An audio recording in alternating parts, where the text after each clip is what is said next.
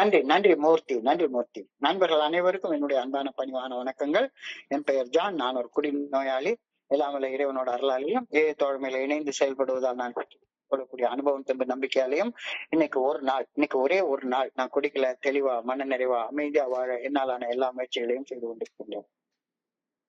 நம்ம கோயம்புத்தூர் ஒருங்கிணைப்பு குழுவின் மனசாட்சியின் தீர்மானத்தின்படி இந்த 24 மணி நேரங்கள் அப்படின்ற புத்தகத்துல ஒவ்வொரு நாளும் ஒவ்வொரு பக்கம் எடுத்து வாசிச்சு அதோடைய விளக்கத்தை பார்த்து கலந்தாய்வு செய்து இந்த கூட்டத்தை நடத்தலாம் அப்படின்னு நடத்தி கொண்டிருக்கிறோம். ஸோ அதன் தொடர்ச்சியாக இன்னைக்கு நாம வாசிக்க இருக்கிற பக்கம் மார்ச் மாசம் 10ஆம் தேதி.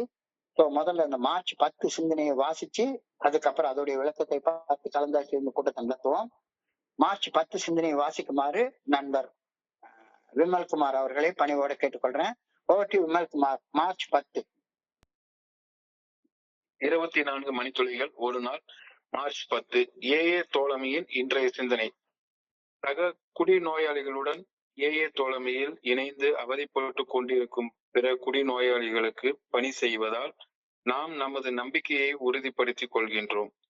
பிற குடிநோயாளிகளுக்கு பணி செய்ய நாம் அனுபவம், தெம்பு, நம்பிக்கை ஆகியவற்றை பகிர்ந்து கொண்டு நாம் எப்படி குடிநோயின் கோர பிடியிலிருந்து மீண்டு வந்தோம் என்பதை பகிர்ந்து கொள்கின்றோம். இதற்கு அப்பாற்பட்டு வேறு எந்த பணியையும் நம்மால் செய்ய முடியாது. நம் சக குடிநோயாளிகளுக்கு உதவி கிடைத்தால் அது நமது சொல்லாலும் செயலாலும் விளைந்தது அல்ல. இறைவன் பேராற்றலின் அருள் மட்டும்தான் அவர்களுக்கு உதவ முடியும். இன்னொரு குடிநோயாளியின் பார்வையை இறைவன் பேராற்றலில் பால் திருப்புவதால் நமது நம்பிக்கை மேலும் உறுதிப்படுகின்றது. இறுதியாக ஒவ்வொரு நாளும் அதிகாலையில் அமைதியாக இருப்பதால் நமது நம்பிக்கை உறுதிப்படுகின்றது. அதிகாலை நேர அமைதிக்காகவும் ஒவ்வொரு நாளும் மனத்தெளிவுடன் வாழ தேவையான பேராற்றலிடம் தினசரி நான் கேட்கின்றேனா? இன்றைக்கான தியானம். எனது 5 புலன்களும் இப்பொருளாதார உலகோடு நான் தொடர்பு கொள்ள உதவுபவை. அவை என் உடல் ரீதியான வாழ்வுக்கும் இப்பொருளாதார உலகிற்கும் தொடர்பு ஏற்படுத்துகின்றன. ஆனால் நான் இந்த பிரபஞ்சத்தையே இயக்குகின்ற பிரபஞ்ச இயக்க பேராற்றலுடன் தொடர்பு கொள்ள எண்ணும் போது பொருளாதார உலகின் தொடர்புகள் அனைத்தையும் அழுத்தெறிய வேண்டியதாகின்றது. என் மனதை கட்டுப்படுத்தி என் புலன்களை சலனமற்றதாக்கி இறையர் பேராற்றலின் தெய்வீக சங்கீதத்தை கேட்க நான் பழகி கொள்ள வேண்டும். இன்றைக்கான பிரார்த்தனை. இந்த அகிலத்தினை இயக்கும் பிரபஞ்ச இயக்க பேராற்றலுடன் என் உயிராற்றலும் ஒன்றாய் இணைந்து இயக்க வேண்டும் என அன்புடன் வேண்டுகின்றேன். எனக்கு தேவைப்படும் சக்திக்காக எனது நம்பிக்கையை முழுமையானதாகவும் இறையர் பேராற்றலுடன் என் தொடர்பை அர்த்தமுள்ளதாகவும் வைத்துக் கொள்ள வேண்டும் என அன்புடன் வேண்டுகின்றேன். சார், நன்றிங்க சார். நன்றி, நன்றி, நன்றி, நன்றி விமல்குமார், நன்றி விமல்குமார். நண்பர்கள் அனைவருக்கும் மீண்டும் ஒரு முறை என்னுடைய அன்பான பணிவான வணக்கங்களை தெரிவித்துக் கொள்கிறேன். என் பெயர் ஜான். நான் ஒரு குடிநோயாளி.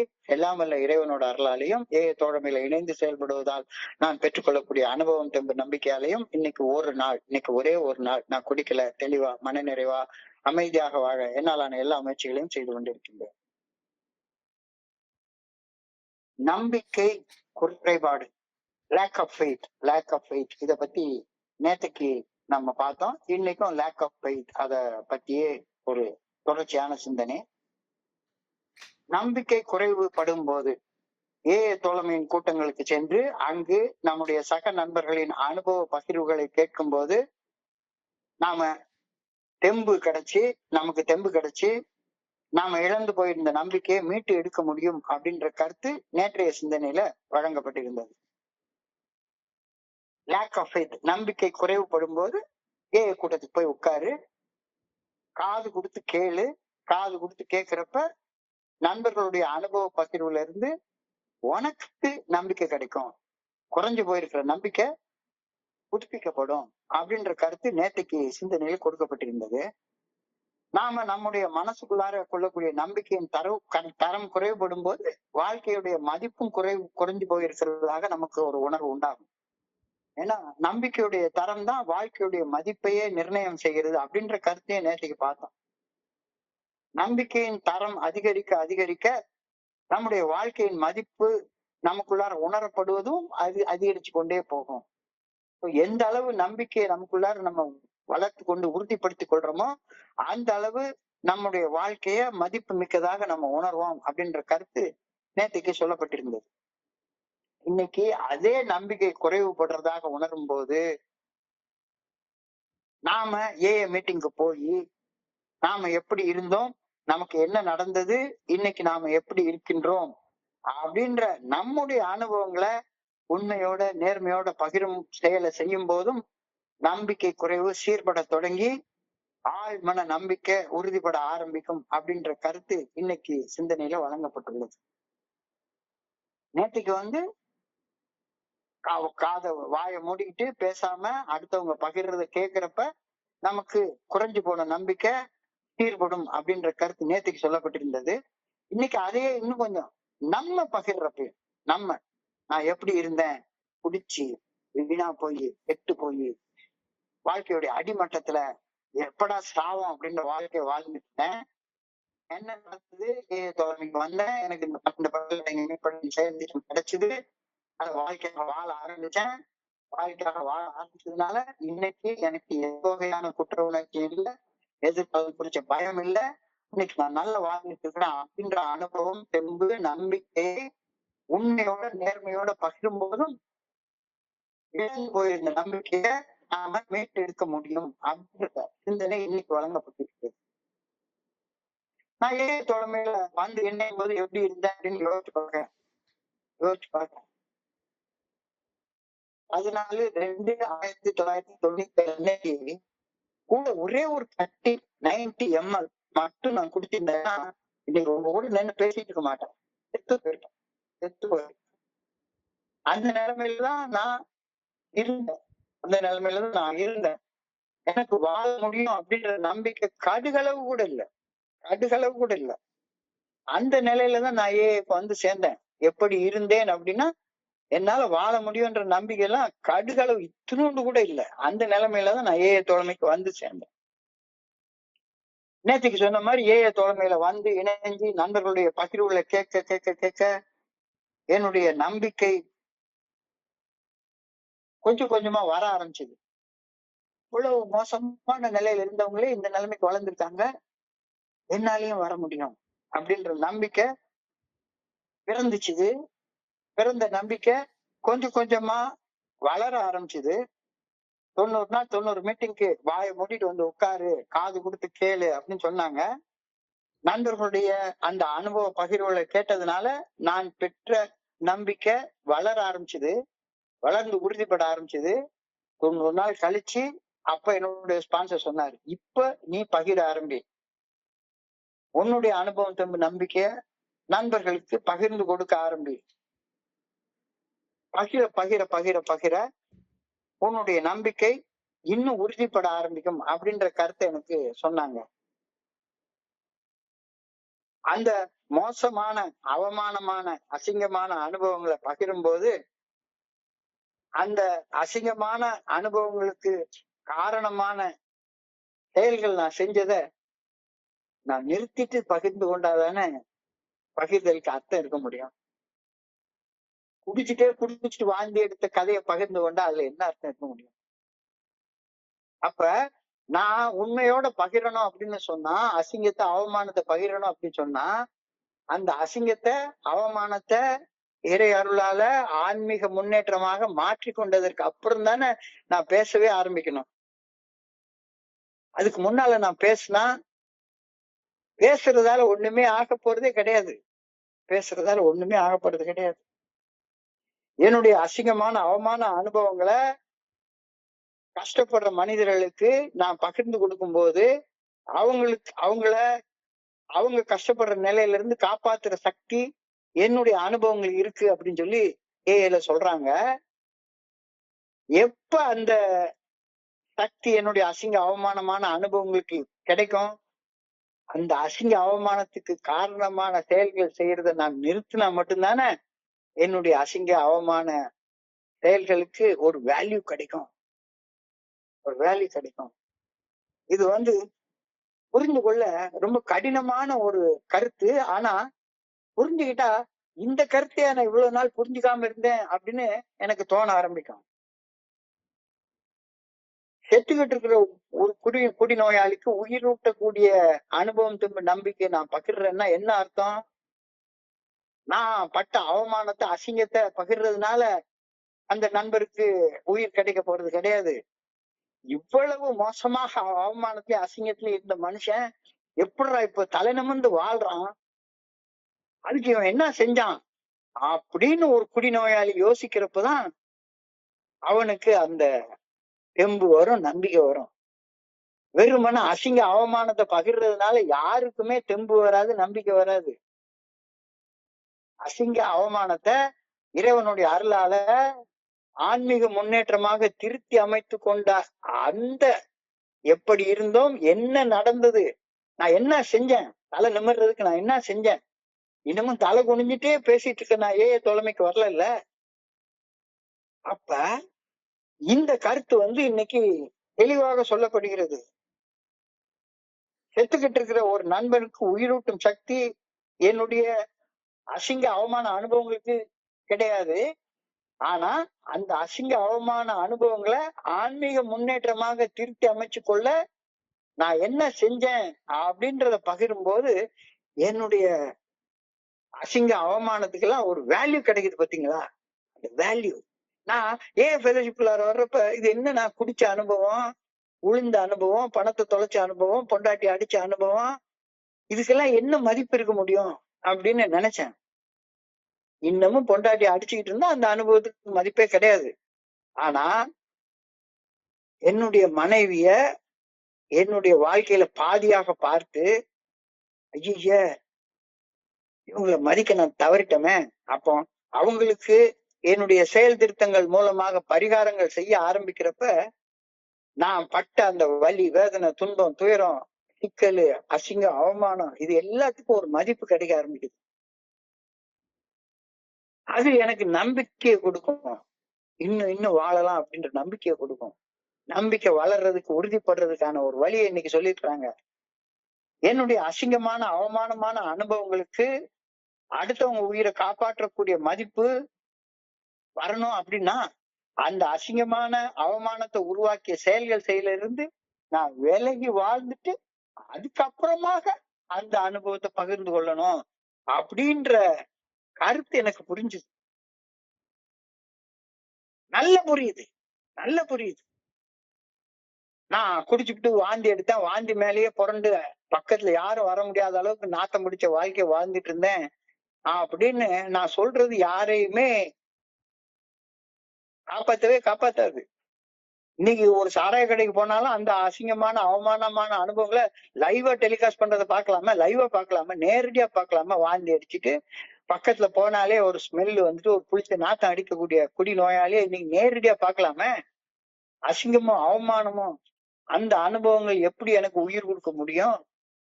ஆனா அப்படிப்பட்ட ஒரு நிலையில இருந்தேன்னா இன்னைக்கு ஐயா உங்ககிட்ட பேசுறதுக்கு எனக்கு ஒரு 10 நிமிஷம் கிடைக்குமா கேட்கிற அளவுக்கு நான் உயர்ந்திருக்கேன்னா அதுக்கு நான் என்ன செஞ்சேன்,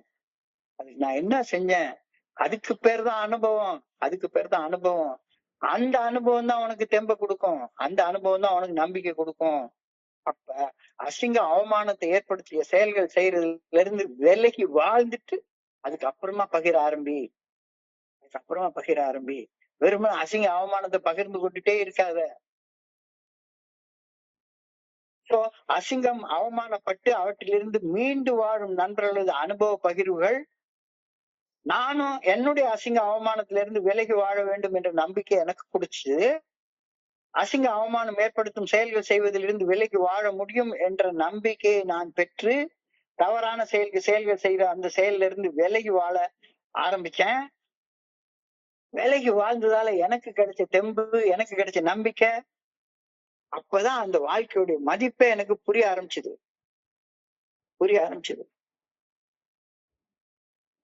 அதுதான் இன்னைக்கு சிந்தனையுடைய வார்த்தை. We also strengthen our faith by working with others. பிறருடன் இணைந்து பணி செய்ய ஆரம்பிக்கும் போது நம்முடைய நம்பிக்கை வலுவூட்ட பெறுகின்றது.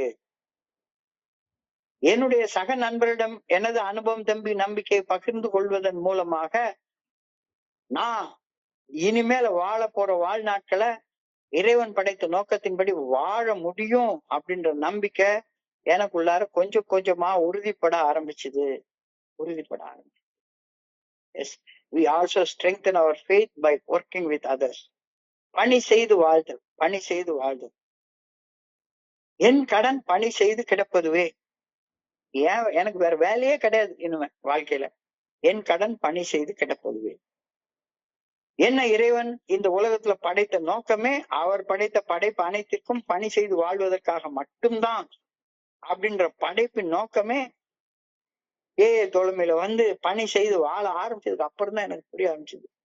அப்ப பணின்ற வார்த்தைக்கு எனக்கு அர்த்தமே ரொம்ப காலம் புரியல. நான் சர்வீஸ் அப்படின்னா சக நண்பர்களோட இணைந்து பணி செய்வது அப்படின்றது எனக்கு புரியவே இல்லை. பணின்னா என்னன்னு எனக்கு தெரியவே இல்லை.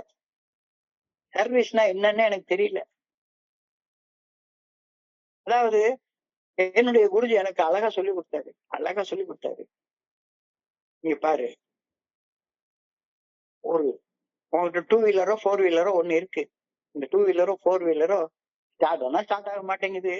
ஸ்டார்ட் ஆகி ஒரு 10 அடி தூரம் போன உடனே நின்னுக்கிடுது. நடு ரோட்ல போய் நின்னுக்கிடுது. அமரான்னு சத்தம் போடுது. நடிக்க மாட்டேங்குது. இண்டிகேட்டர் லைட் போட்டா எரிய மாட்டேங்குது. வண்டியில நிறைய பழுதுகள் இருக்கு அப்படின்னா என்ன பண்ணணும்? அந்த வண்டிய சர்வீஸ் கூடணும். சர்வீஸ் விட்டதுக்கு அப்புறமாக அந்த வண்டி ஸ்டார்ட் ஆனா ஸ்மூத்தா ஸ்டார்ட் ஆகும், ஸ்மூத்தா ஓடும், சத்தம் போடாம ஓடும். அப்ப பழுதாகி இருந்த அந்த வண்டி எப்படி பழுது நீக்கம் செய்யப்பட்டது அப்படின்ற அனுபவத்தை பகிர்ந்து கொள்வதற்கு பேர் தாண்டா சர்வீஸ். ஸோ என் கடன் பணி செய்து கிடப்பதுவே அப்படின்னா எனக்குள்ளார இருந்த கோளாறுகளை இறைவனுடைய அருளால நான் பழுதுகளை நீக்கி கொண்டு என்னுடைய பழுது நீக்க அனுபவத்தை பகிர்ந்து கொள்வதற்கு பேர் தான் சர்வீஸ் அப்படின்ற கருத்தை இப்ப நான் புரிஞ்சு கொள்றேன். என்னையா நேற்று வரைக்கும் முறான்னு சத்தம் போட்டுட்டு ஓடிட்டு இருந்த வண்டி இன்னைக்கு இவ்வளவு ஸ்மூத்தா ஓடுது, என்னையா செஞ்ச? வண்டியை சர்வீஸ் கொடுத்தேன்.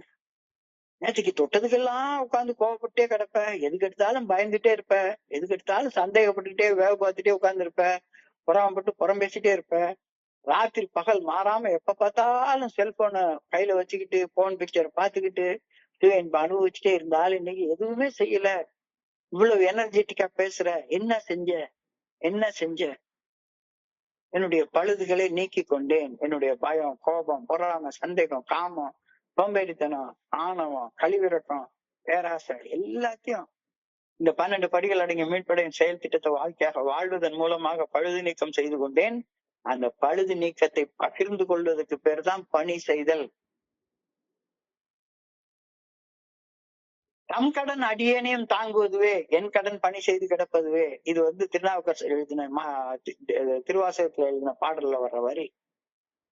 தம் கடன் அடியேனையும் தாங்குதல், என் கடன் பணி செய்து கிடத்தல். என்னையும் என்னை போன்ற உயிர்கள் அனைத்தையும் தாங்கிறது கடவுளுடைய கடமை. அது இறையர் பேராற்றல், இறைவனுடைய கடமை, ஆண்டவனுடைய கடமை. ஆண்டவனுடைய கடமையை நான் செய்ய முடியாது. எனக்குன்னு ஆண்டவன் ஒரு கடமையை கொடுத்திருக்கிறான். தனிப்பட்ட ஒரு கடமை கொடுத்திருக்கான். அந்த கடமை என்னது? இறைவன் படைத்த படைப்பு அனைத்திற்கும் பணி செய்து வாழ்வது.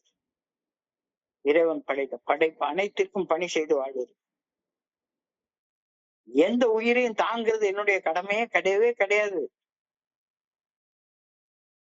அது கடவுளுடைய கடமை, அது இறைவனுடைய கடமை.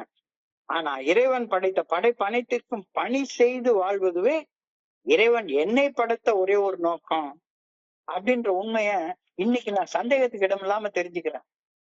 கொஞ்சம் கூட சந்தேகமே இல்லை, சந்தேகத்துக்கு இடம் இல்லாம தெரிஞ்சுக்கிறேன்.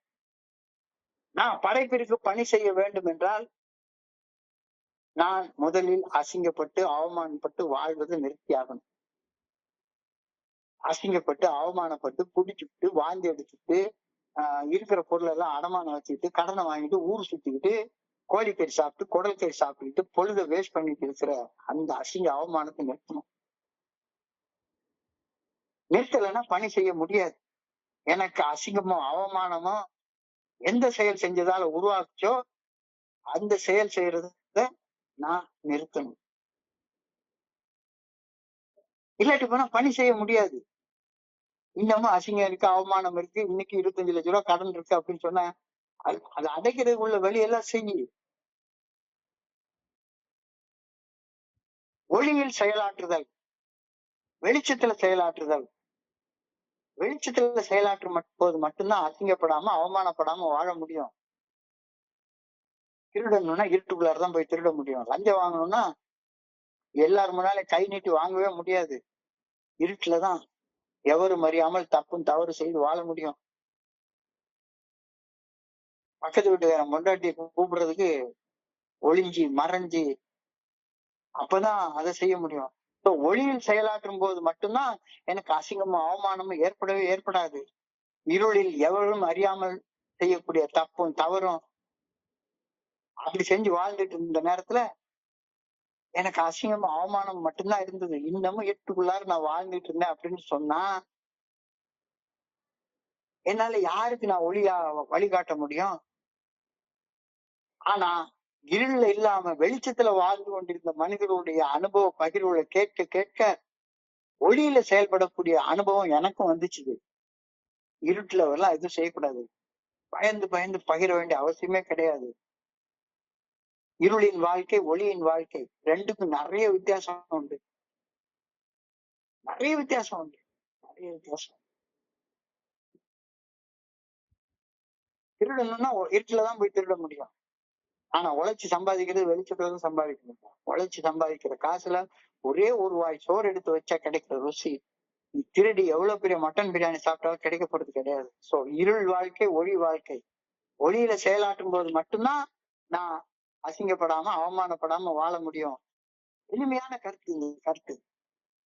என்னுடைய இருண்ட வாழ்க்கைய ஒளிமயமான வாழ்க்கையாக மாத்துறதுதான் என்னுடைய அனுபவம். இருட்டுக்குள்ளாரதான் வாழ்ந்துட்டு இருந்தேன். சாராய கடைக்கு போனா கூட பாருக்கு போனா கூட நடு பெஞ்சில போய் உட்கார்ந்து சாப்பிடணும்னு எனக்கு தோணவே தோணாது. ஒரு மூலையில யாரு கண்ணுக்கு தெரியாத மாதிரி தண்ணியா போய் உட்கார்ந்து இருட்டுல வாழ்ந்து கொண்டிருந்த என்னுடைய வாழ்க்கைய எப்படி வெளிச்சத்துல செயல்படக்கூடிய வாழ்க்கையாக மாத்தினேன் அப்படின்றதுதான் என்னுடைய அனுபவம்.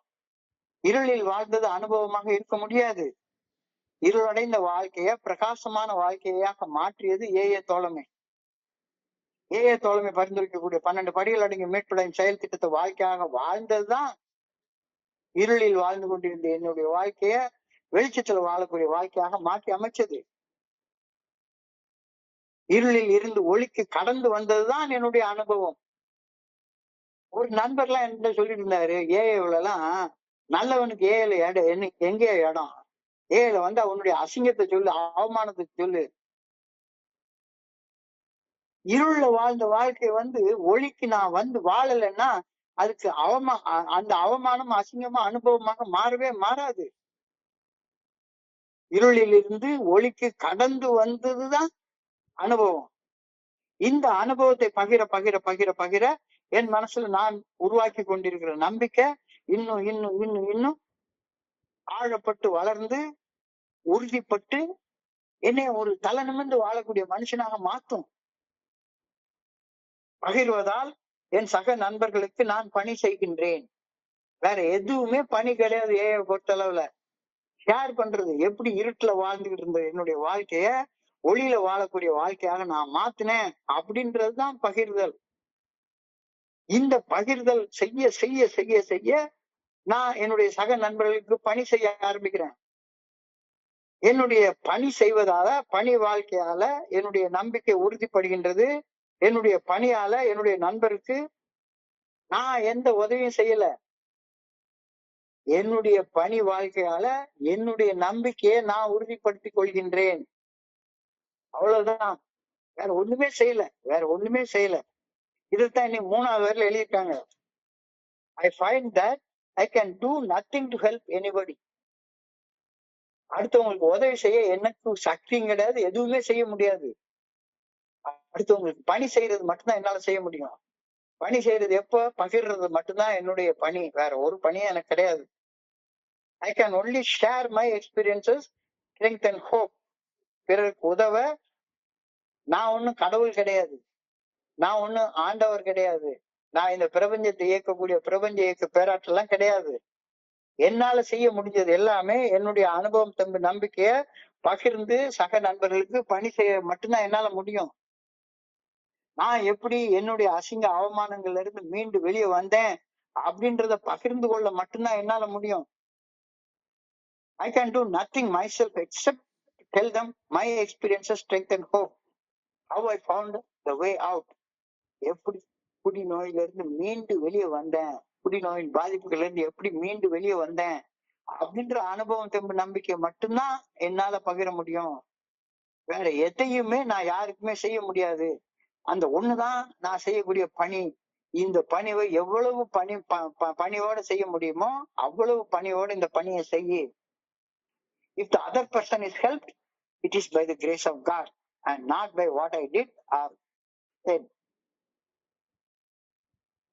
என்னுடைய அனுபவம் தெம்பு நம்பிக்கை கேட்பதன் மூலமாக அவதிப்பட்டு கொண்டிருக்கிற ஒரு நண்பருக்கு இறையர் பேராற்றலது அருள் என்ற உதவி கிடைக்குமானால் அது மொத்தமாக கடவுளுடைய செயல். அது என்னுடைய செயலாலோ என்னுடைய பேச்சாலோ எவருக்கும் நான் எந்த உதவியும் செய்ய முடியாது.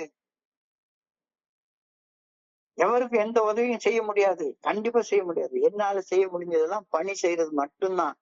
அனுபவம் தெம்பு நம்பிக்கையை பகிர்றது மட்டும்தான் என்னுடைய பணி. அதை தவிர வேற வேலை எனக்கு கிடையவே கிடையாது. ஏல பிறருக்கு உதவ முடியாது அப்படின்னா நான் ஏன் பணி செய்யணும் அப்படின்ற ஒரு கேள்வியை எனக்கு நானே கேட்டுக்கிறேன். பிறருக்கு உதவ முடியாதுன்னு சொல்றீங்க, அது கடவுளுடைய வேலைன்னு சொல்றீங்க. பிறருக்கு உதவ முடியாது, அது கடவுளுடைய வேலைன்னா நான் எதுக்கு பிறர் நல்ல பணிகள் செய்யணும்? பிறர் நல்ல பணிகளை பத்தி நான் எதுக்கு பேசணும் அப்படின்ற கேள்வி இயற்கையாக எழுகின்றது. அப்ப நான் ஏன் பணி செய்யறேன் அப்படின்னு சொன்னா என்னுடைய நம்பிக்கையை உறுதிப்படுத்திக் கொள்ளவும், அப்படி நம்பிக்கையை உறுதிப்படுத்திக் கொள்வதால் என்னுடைய படைப்பின் நோக்கத்தை உணர்ந்து அந்த படைப்பின் நோக்கத்தின்படி செயல்பட்டு வாழ்வின் மதிப்பை உணர்ந்து என்னுடைய வாழ்க்கையின் தரத்தை உயர்த்தி கொண்டு வாழ்வது பணி செய்து வாழக்கூடிய பணி வாழ்க்கையால மட்டும்தான் சாத்தியப்படுது. So completely the selfish program அப்படின்னு சொல்லுவாங்கல்ல, செல்ஃபிஷ் ப்ரோக்ராம்னு சொன்னா it is not a selfish program, it is a self oriented program. Self என்றால் இது இந்த இடத்துல இறைவனை குறிக்கக்கூடிய சொல். சுயம், சுயம், சுயம்பு, ஆரம்பம் இல்லாம முடிவு இல்லாம பிறப்பு இல்லாம இருக்கக்கூடியது என்னுடைய ஆன்மா. ஸோ என்னுடைய ஆன்மாவை உணர்ந்து நான் வாழ்ற தளத்தை உயர்த்தி கொள்வதற்காக நான் பணி செய்யறேன். இது ரொம்ப ஒரு ஆழமான கருத்து. இது என்னுடைய மனசுல பசுமரத்தை ஆணி போல பதிய வேண்டியது ரொம்ப ரொம்ப அவசியம், ரொம்ப ரொம்ப அவசியம். உதாரணத்துக்கு ஒண்ணு எடுத்துக்கொள்வோமே, கோயம்புத்தூர் இன்டர் குரூப் குழு ஒரு குரூப் கான்சியன்ஸ் எடுக்குது, ஒரு மனசாட்சியின் தீர்மானத்தை எடுக்குது. இந்த மாதிரி நாம 9:30 to 10:30 ஒரு மீட்டிங் நடத்துவோம். இந்த மீட்டிங்ல நம்ம ஒவ்வொரு கிட்டத்தட்ட 4 வருஷமா இதை செஞ்சுட்டு இருக்கிறோம். டெய்லி ரிஃப்ளெக்ஷன்ஸ் ஒரு தடவை எடுத்தோம், ஆஸ்பிலிசிஸ் ஒரு தடவை எடுத்தோம், 12 படிகளை பார்த்தோம், 12 ட்ரெடிஷனை பார்த்தோம், பிக் புக் ரீடிங் பண்ணோம். இதையெல்லாம் பண்ணலாம் அப்படின்னு யார் தீர்மானம் பண்ணா? கோயம்புத்தூர் இன்டர் குரூப் ஒரு தீர்மானம் பண்ணி எனக்கு ஒரு பணி செய்ய ஒரு பணியை கொடுக்குறாங்க, ஒரு வேலையை கொடுக்குறாங்க. நான் ஒரு பணி செய்ய பணிக்கப்படுகின்றேன். இந்த பணியை என்னால இயன்ற வரை செவனே செய்து வர முயற்சி பண்றேன். இந்த முயற்சி, பயிற்சி, சாதகம் இதை நான் செஞ்சுக்கிட்டே இருக்கிறதுனால என்னுடைய நம்பிக்கை எவ்வளவு உறுதிப்பட்டிருக்கிறது அப்படின்றத இந்த கோர் கமிட்டியில இருக்க நிறைய நண்பர்களுக்கு தெரியும். இந்த மீட்டிங்கு தொடர்ந்து வரக்கூடிய நண்பர்களுக்கு இது நல்லாவே தெரியும், ரொம்ப நல்லாவே தெரியும். என்னுடைய நம்பிக்கை உறுதிப்படுவதற்காக நான் இந்த செயலை செய்யறேனே ஒழிஞ்சு இங்க எவ்வளவு பேர் உட்கார்ந்து இருக்காங்க, எவ்வளவு பேர் நான் என் பேசுறத கேக்குறாங்க, அதெல்லாம் ஏன் வேலை கிடையாது. என் நம்பிக்கை உறுதிப்படுறதுக்காக நான் இந்த வேலையை செய்யறேன், இந்த பணியை செய்யறேன். என் கடன் பணி செய்து கிடப்பதுவே. என் பேச்சை கேட்டு யாராச்சும் அதுல இருந்து 2 பாயிண்ட் எடுத்து கொண்டுட்டாங்க, வாழ்க்கையில கொஞ்சம் நல்ல நிலைக்கு மேல வர்றாங்க அப்படின்னா அது கடவுளுடைய செயல், அது என்னுடைய செயல் அல்ல. என்னுடைய இந்த தொடர்ச்சியாக நான் செய்யக்கூடிய இந்த செயலால யாராவது ஒரு நண்பர் உதவி பெறுவாரானால் அது என்னுடைய பேச்சாலேயோ என்னுடைய செயலாலேயோ இல்ல, அது இறைவனுடைய அருளால நிகழக்கூடியது. இறைவன் என் சக மனிதர் ஒருவருக்கு உதவி செய்ய நினைத்தா அது அவருடைய செயல். அது என் செயலால் நிகழ்ந்தது அப்படின்னு நான் நினைச்சுக்கிட்டேன்னா எனக்கு என்ன வரும்? தலையில 2 கொம்பு மட்டும்தான் முளைக்கும், ஆணவம் மட்டும்தான் வளரும். ஆணவத்தால் என்ன நடக்கும்? நம்பிக்கை வளரவே வளராது. ஆணவத்தால நம்பிக்கை சிதைவு மட்டும்தான் உண்டாகும். நான் தான் எல்லாருக்கும் பெரிய கிளாஸ் எடுக்கிறேன், நான் தான் 12th ஸ்டெப்புக்கு எல்லாருக்கும் ஸ்பான்சர் பண்றேன், நான் தான் வழி காட்டுறேன் இப்படின்ற சிந்தனை எனக்குள்ளார வந்துருச்சு அப்படின்னா நம்பிக்கை எனக்குள்ளார வளருமா என்ன? நம்பிக்கை சிதைவு மட்டும்தான் உண்டாகும். என் சக மனிதர் ஒருவர் என்னுடைய பணியால இறைவனுடைய உதவியை பெறுவது, அவர் வாழ்க்கையில உயர்றத நான் காணும் போது என்னுடைய ஆழ் மனதுல கடவுள் மேல நான் கொண்டிருக்கிற அந்த நம்பிக்கை, நல்ல ஒழுங்கான வழிகாட்டுதல் மேல நான் கொண்டிருக்கிற நம்பிக்கை இன்னும் இன்னும் உயர உறுதிப்பட ஆரம்பிக்குது. அதுக்காக நான் பணி செய்யறேன்.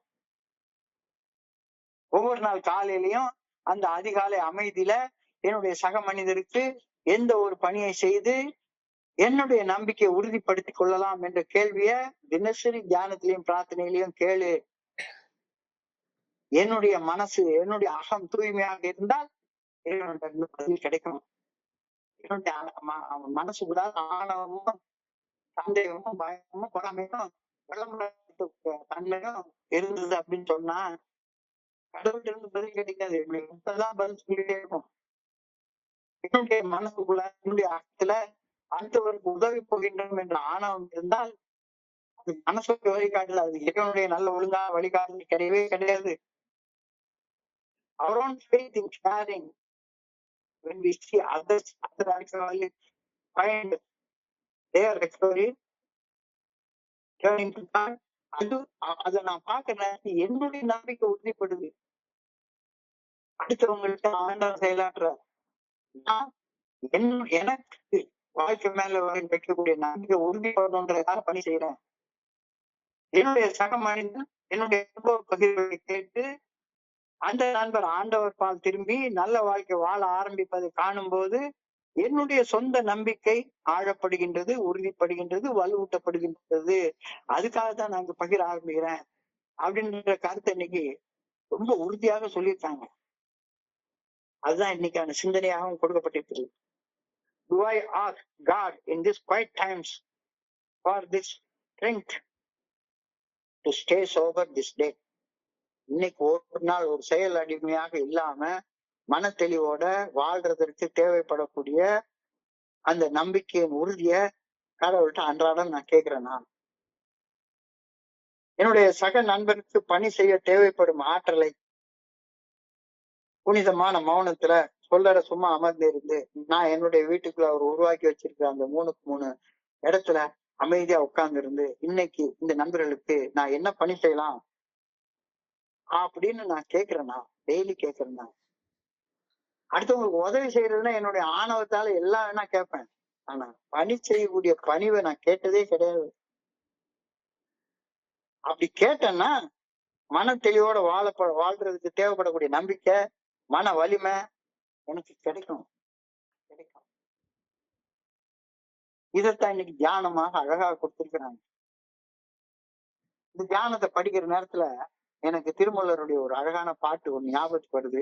உள்ளம் பெரும் கோவில், உடம்பு ஆலயம், வள்ளல் பிரானார்க்கு வாய் கோபுர வாசல், கள்ள புனலைந்தும் காணா மணி விளக்கு, கள்ள புலனைந்தும் காளா மணி விளக்கு. நான் என்னுடைய 5 புலன்கள் மூலமாக மட்டும்தான் இந்த புற உலகம் உணர்றேன்.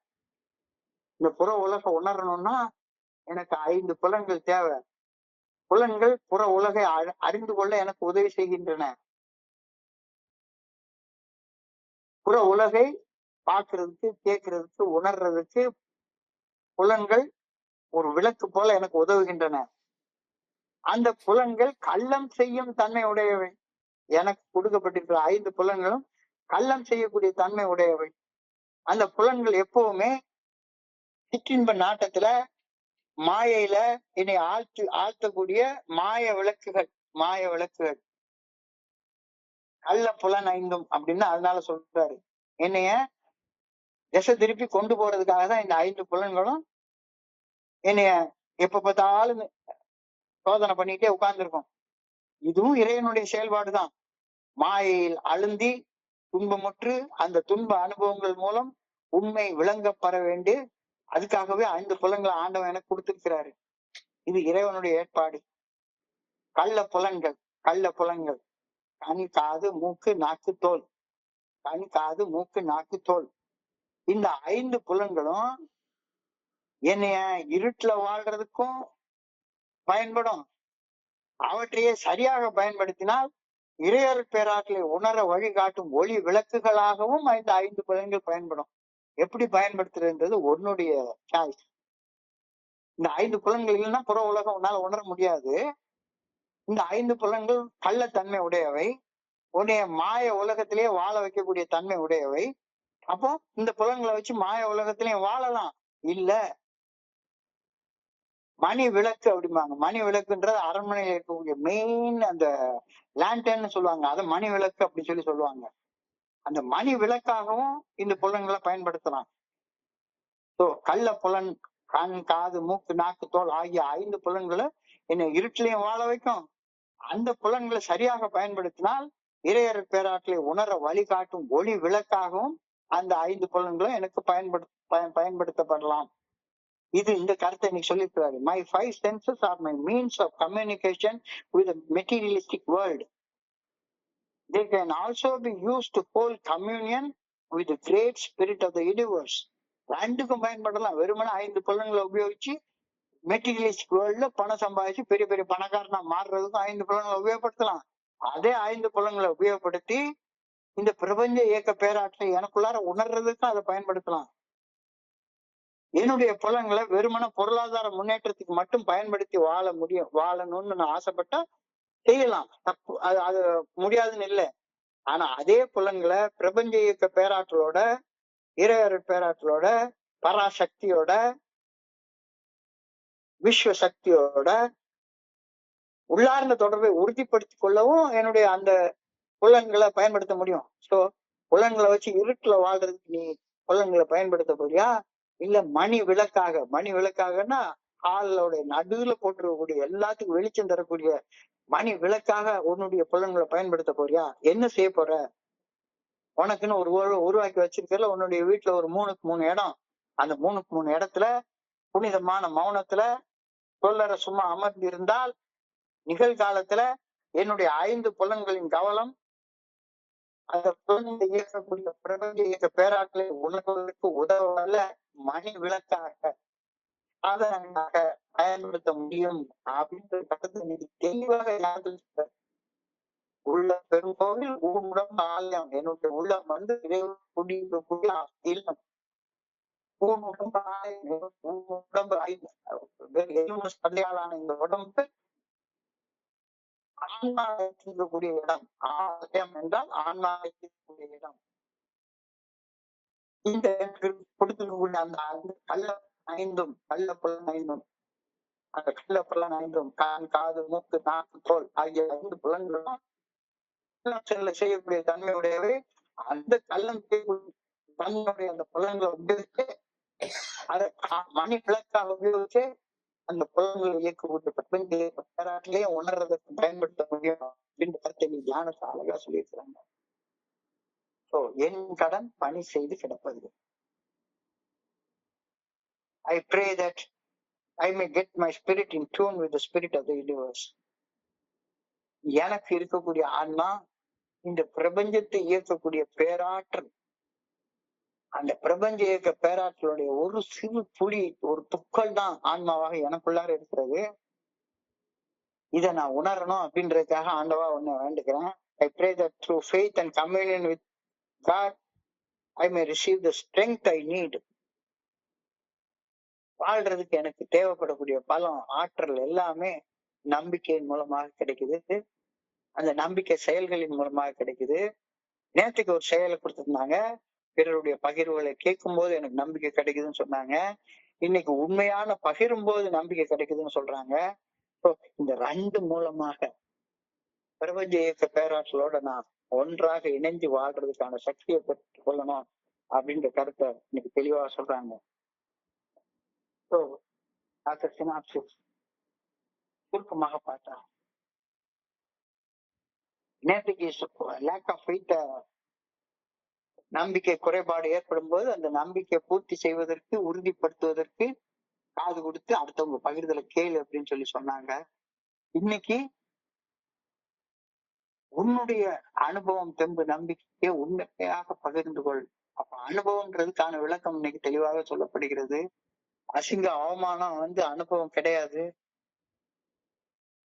அசிங்க அவமானத்தை ஏற்படுத்தின செயல்கள் செய்வதிலிருந்து விலகி இருக்கிற சக்தி பெற்றுக்கொண்டு என்னுடைய அசிங்கத்தை, அவமானத்தை ஆன்மீக முன்னேற்றமாக மாற்றி அமைச்சதுதான் அனுபவம். அந்த அனுபவத்தை பகிரும் போது என்னுடைய நம்பிக்கை குறைபாடு பூர்த்தி செய்யப்படுகிறது அப்படின்ற கருத்து இன்னைக்கு வருது. We strengthen our faith by working with others. பிறருக்கு பணி செய்து வாழ்வதன் மூலமாக என் கடன் பணி செய்து கிடப்பது. என் வேலை என்னுடைய அனுபவம், தெம்பு, நம்பிக்கை பகிர்றது மட்டும்தான். ஆண்டவனுடைய வேலை அடுத்தவனை சகதியில இருந்து தூக்குறது. அடுத்தவனை சகதியில இருந்து தூக்குறது என் வேலை இல்ல. என்னுடைய அனுபவம், தெம்பு, நம்பிக்கை பகிர்ந்துட்டு சும்மா கிடக்கிறது என் கடன் பணி செய்து கிடப்பது. பணி செய்தால் வேலைக்காரன் மாதிரி சொன்ன வேலையை செஞ்சுட்டு, கடவுள் எனக்கு கொடுத்திருக்கிற அந்த வேலையை செஞ்சுட்டு பேசாம கிடக்குறது, பேசாம கிடக்குறது. அப்ப அப்படி செய்யற நேரத்துல என்னுடைய நம்பிக்கை உறுதிப்படுகிறது அப்படின்ற கருத்தை இன்னைக்கு சொல்றேன். I can do nothing myself except to tell my experiences, strength and hope.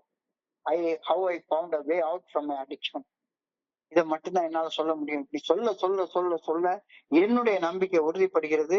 என்னுடைய நம்பிக்கை உறுதிப்படப்பட என்னுடைய வாழ்க்கையின் தரம் உயர்கிறது.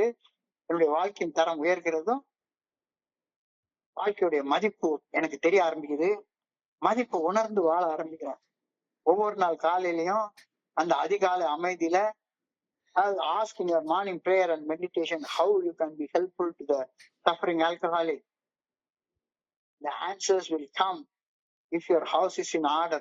உன்னுடைய அகம் தூய்மையாக இருந்தால் ஆண்டவன்கிட்ட இருந்து பதில் வரும். உன்னுடைய அகம் தூய்மையாக இல்லைன்னா உள்ளுக்குள்ளார இருந்து ஆணவத்தோட என்ன செய்யலான்ற பதில் மட்டும்தான் வரும். என்னுடைய நம்பிக்கை என்னுடைய பணி வாழ்க்கையால உறுதிப்படுத்தப்படுகின்றது. காலையில ஒவ்வொரு நாள் காலையிலையும் கேளு. இன்னைக்கு அந்த அழகா சொல்றாங்க, my 5 senses are a means of communication with the material world. என்னுடைய 5 புலன்களை வச்சு பணம் சம்பாதிக்கிறது. அந்த 5 புலன்களையும் நான் கூர்மையாக தீட்டி வச்சுக்கிட்டேன்னா பணம் நிறைய சம்பாதிக்கலாம். ஆனா அதே 5 புலன்களை வச்சு பிரபஞ்ச இயக்க பேராற்றலோட உள்ளார்ந்த தொடர்பை உருவாக்கி கொள்ளவும் நான் பயன்படுத்திக்கலாம். கள்ள புலனைந்தும் காலா மணி விளக்கு. மணி விளக்குன்றது இருக்கிறதுலே வீட்டுல தொங்கக்கூடிய மெயினான விளக்கு. அது பேர் தான் மணி விளக்குன்னு சொல்லுவாங்க. என்னுடைய 5 புலன்களையும் நான் பொருள் சம்பாதிச்சு இருட்டுல வாழ்றதுக்கும் பயன்படுத்திக்கலாம். அல்லது பிரபஞ்சத்தை இயக்கக்கூடிய பிரபஞ்ச இயக்க பேராற்றல, இறையருள் பேராற்றல உணர்ந்து அந்த உணர்வோட ஒரு மேம்பட்ட வாழ்க்கை வாழ்றதுக்கும் பயன்படுத்தலாம். புனிதமான மௌனத்துல உனக்காக நீ உருவாக்கி வச்சிருக்கிற புனிதமான இடத்துல சொல்லற சும்மா அமர்ந்து இருந்து அந்த 5 புலன்களின் கவனம் அந்த புலன்களை இயக்கக்கூடிய பிரபஞ்ச இயக்க பேராற்றலை உணர்வதற்கு பயன்படுத்தினா வாழ்க்கையுடைய மதிப்பு உனக்கு தெரியும்.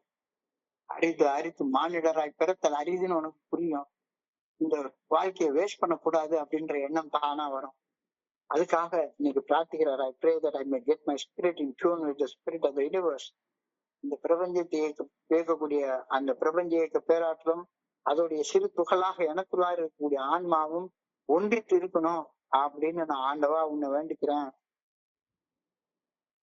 அந்த ஒன்றிப்பினால என்னுடைய வாழ்க்கையில நான் செய்யக்கூடிய செயல்கள் எல்லாமே ஆற்றல் மிக்க செயல்களாக இருக்கணும் அப்படின்னும் ஆண்டவனை வேண்டிக் கொள்றேன் அப்படின்ற கருத்து தெளிவாக சொல்லியிருக்காங்க. ஸோ இன்றைய பகுதியை படிக்கிறப்ப என் மனதை கடன் சென்ற சிந்தனைகளை உங்களோட பகிர்ந்து கொள்ள இந்த நல்ல வாய்ப்பை உருவாக்கி கொடுத்த இந்த குழுவிற்கு என்னுடைய மிக பணிவான நன்றிகளை தெரிவித்துக் கொள்றேன். இவ்வளவு நேரம் பொறுமையாக கேட்ட ஒவ்வொரு நண்பருக்கும் என்னுடைய பணிவான நன்றிகள். இந்த இரவு பொழுது நண்பர்களுக்கு இனிமையான இரவாக அமைய இறைவனை பணியோடு வேண்டிக் கொள்கின்றேன். நன்றி நன்றி நன்றி நன்றி நன்றி நன்றி. வாழ்க வையகம், வாழ்க வளமுடன். Thank you so much. Over to you, Vimal Kumar. Thank you.